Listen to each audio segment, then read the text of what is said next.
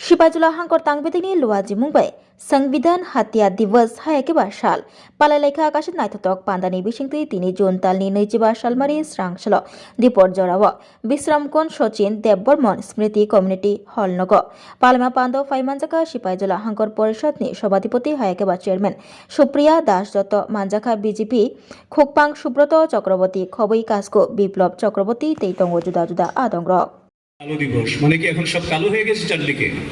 না তো, লাইট তো আছে, সেই কালো নয়। আমরা এই অর্থে বলি, ইতিহাসের যে সমস্ত বিষয়, আমাদের ঘটে যাওয়া যে সমস্ত বিষয়গুলি আমাদের জীবনকে অন্ধকার পথে ঠেলে দেয়, জীবনকে কণ্টকাকীর্ণ করে, জীবনের গৌরবকে ম্লান করে দেয় এবং আমাদের জন্য দুঃসহ যন্ত্রণা যেখানে লিপিবদ্ধ থাকে, সেই অধ্যায়গুলি হচ্ছে আমাদের কালো অধ্যায়। সংবিধান কি আমরা জানি? জানি সংবিধান কি? কে জানে? হাত তুলো দেখি, কারা জানে সংবিধান কি? হ্যাঁ, অনেকের মনে হবে সংবিধান হচ্ছে একটা বই, কিন্তু সংবিধান মানে একটা বই নয়। এটা হচ্ছে মানুষ হিসেবে, এই যে আমরা ছোট থেকে বড় হচ্ছি, একটা সময় কাজকর্ম করব, যার যার মতন বৃদ্ধ হব, সেই সারা জীবন যতদিন বেঁচে থাকব, আমাদের কি কি করণীয় আছে, কি কি আমরা করতে পারি, যেটা আমাদের অধিকার, সেই দিক নির্দেশনা যেখানে রয়েছে সেটা সংবিধান। এবং এই সংবিধান কে রচনা করেছিলেন? কে? বাবা সাহেব ভীমরাও আম্বেদকর। অত্যন্ত সুন্দর এবং পৃথিবীর শ্রেষ্ঠ একটি সংবিধান ওনার নেতৃত্বে, ওনাকে চেয়ারম্যান করে যে কমিটি ছিল, 7 জনের কমিটি, সেই কমিটির অত্যন্ত মূল্যবান একটি সংবিধান আমাদেরকে তিনি উপহার দিয়েছিলেন, যেখানে বলা হয়েছিল ভারত একটি স্বাধীন সার্বভৌম প্রজাতান্ত্রিক দেশ। কিন্তু তারপর 1950 সালের পর 1975 সাল, এই 25 বছরের মধ্যেই আকস্মিক তার আমূল পরিবর্তন দেখা গেল এবং ভারতীয় সংবিধানে যে কথাগুলি বলা হয়েছিল, যে উদ্দেশ্যকে সামনে রেখে সংবিধান তৈরি হয়েছিল, তাকে স্বেচ্ছাচারিতায় ভরে দেওয়ার একটা প্রয়াস 1975 সালে করা হয়েছে। কারণ আমাদের যে সংবিধান, সেই সংবিধান অনুযায়ী আমাদের কখন দেশে জরুরি অবস্থা হয়। জরুরি অবস্থা মানে কি? আপাতকাল। আপাতকাল মানে কি? ছেলে মেয়েদের জন্য বলছি, তোমাদের মতন করে বলার চেষ্টা করছি। আপাতকাল মানে হচ্ছে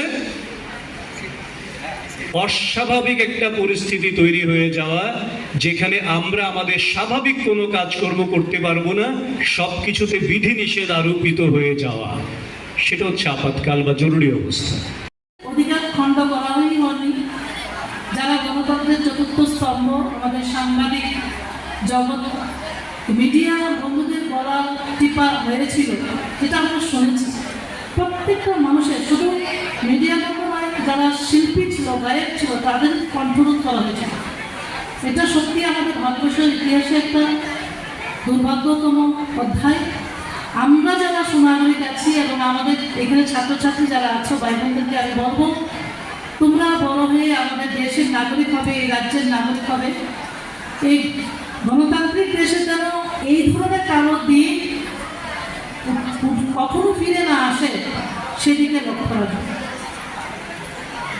এবং ওই কিভাবে সংবিধানকে হত্যা করা হয়েছিল সেটা নিয়ে আমার দাদা বিস্তারিত আলোচনা করবে, তোমরা শুনবে।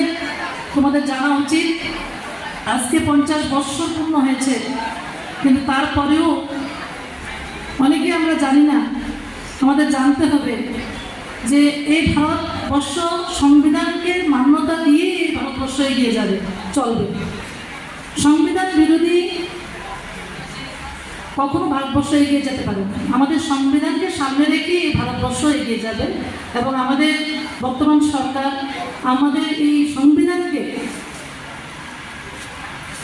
সম্মান জানিয়ে সমস্ত ভারতবাসী, সমস্ত মানুষের যে মৌলিক অধিকার, সেটাকে অক্ষুণ্ণ রেখে আমরা কিন্তু কাজ করছি। আমাদের দেশের যশস্বী প্রধানমন্ত্রী নরেন্দ্র মোদীজি কাজ করছেন, আমাদের রাজ্যের মাননীয় মুখ্যমন্ত্রী মহোদয়, আমরা এই রাজ্যের সমস্ত মানুষের অধিকারকে সুনিশ্চিত করার লক্ষ্যে কিন্তু আমরা কাজ করছি।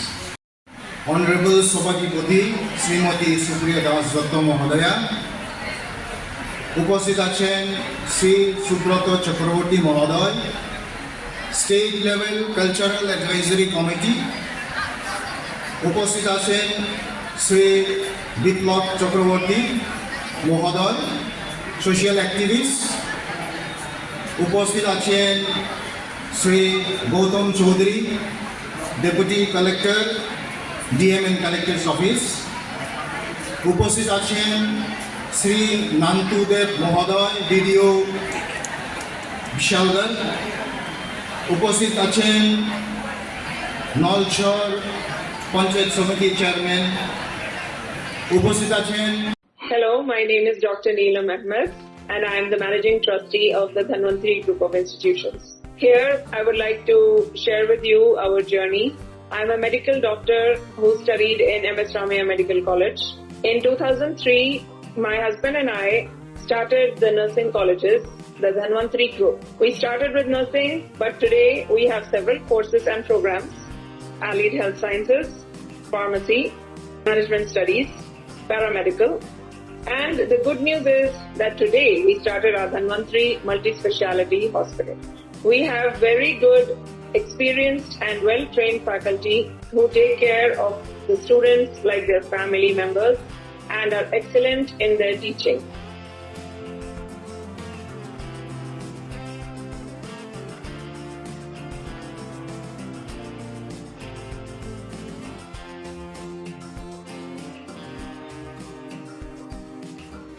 Our students, after passing out, do very well and they are placed very well in hospitals across the world as well as India.